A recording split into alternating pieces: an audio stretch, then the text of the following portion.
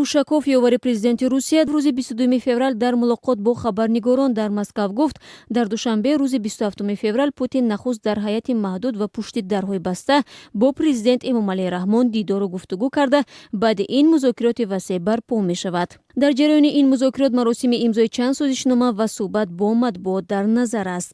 дар шарҳи санадҳои мавриди тасвиби раҳбарони ду кишвар ӯ гуфт, ки дар маҷмӯъ сухан аз 7 санад меравад. Ин имзои созишномаи байни ҳукуматии ҳамкорӣ дар бахши меҳнат, шуғли аҳолӣ, ҳифзи муҳити зист, истифодаи нирӯи атомӣ ва хадамоти почта, барномаи ҳамкориҳои миёни вазоратҳои хориҷии ду кишвар ва ёддошти тафоҳум дар заминаи ҳамкориҳои фарҳангӣ ва варзишӣ низ дар назар аст. яке аз масоили эҳтимолии мавриди баррасӣ афви азорҳо шаҳрванди Тоҷикистон аст, ки дар пайи нақзи муқаррароти будубош дар Русия ба феҳристи афроди мамнуъулвуруж шомил шуданд.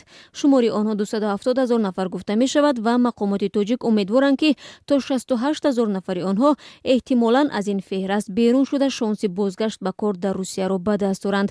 Русия дар солҳои истиқлолият ба маҳалли кору рӯзии беш аз 1 миллион сокини Тоҷикистон табдил шудааст. дар ҷараёни ҳамин сафар қарор аст Владимир Путин ҳамкори тоҷикаш Эмомалӣ Раҳмонро ба хотири талошҳояш дар тақвияти ҳамкориҳои Тоҷикистону Русия бо ордени Александр Невский ва вазири хориҷа Сироҷдин Асловро бо ордени дӯстӣ қадрдонӣ кунад.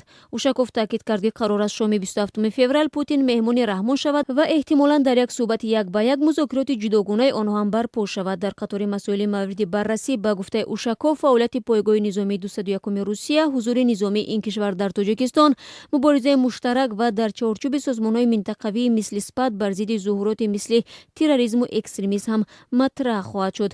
дар бораи сафари Путин ба Тоҷикистон субҳи 22 феврал вазорати корҳои хориҷии ин кишвар ҳам дар сомонааш хабар дод ва гуфт, ки президенти Русия рӯзҳои 27 ва 28 феврал дар Душанбе хоҳад буд.